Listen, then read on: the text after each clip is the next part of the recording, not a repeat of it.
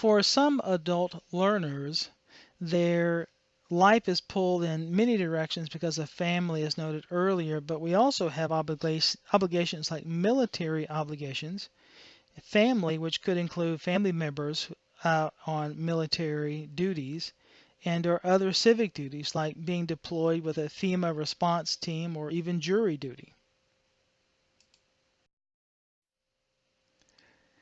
Here are three people in an EMS class that might have different needs, and you would need to look at each of them to decide how can you best help the students navigate those requirements on their lives. For example, that 45-year-old with kids would probably have to spend time at school checking on the kids or doing other errands for them. The 18-year-old might not have kids but probably has other obligations. And the 20-year-old who just thought the course would be fun might not have a whole lot of outside obligation, but you need to find that out. Maybe there's something about that 20-year-old that isn't obvious that could cause a lot of conflicts with their schedules. Our learning is governed by several different things beyond just whether it's inside or an outside motivation. Different learning theorists have tried to explain how that takes place. Maslow said that our actions, our behavior really can be governed by how high up on a scale that action meets our needs. The higher it is, the more likely we are to try to take care of it. For example, if it's something that we can do that will provide just the basic keep us alive stuff like getting enough food, water, making sure we're not freezing or boiling, this is one of the first needs we need to take care of. So if a student comes in and the classroom is too hot or too cold, they're not going to be as concerned about much else in the course because that basic need has not been met. If they're hungry or need to get water, it's the same thing.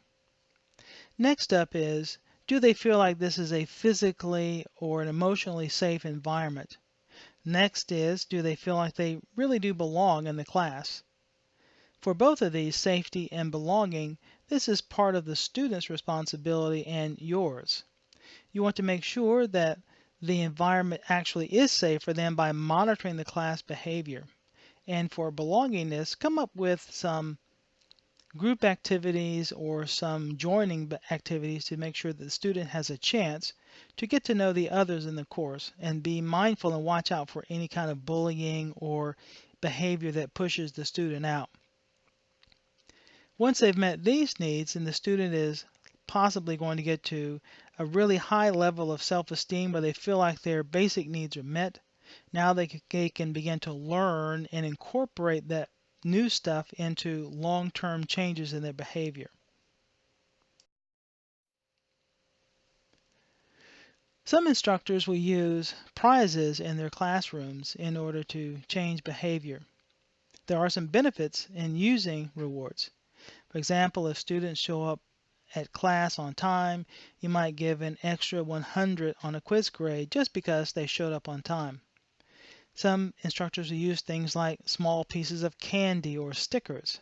It doesn't take a lot of money to reward students. You might be surprised at just putting stickers on the papers you're handing back out, how much that will cause students to feel as though they have earned something and they like it. There are some potential downsides to it. One big downfall is that you don't want to spend much money on these because they're not going to work very long, and that other pitfall is once that reward is no longer effective, if that's what you're relying on to motivate the students, then you'll have to come up with something else. Now take a minute and look at the case in point on page 43 in your textbook. What do you think is the reason that the instructor's advice to the student, his name was Bob, worked?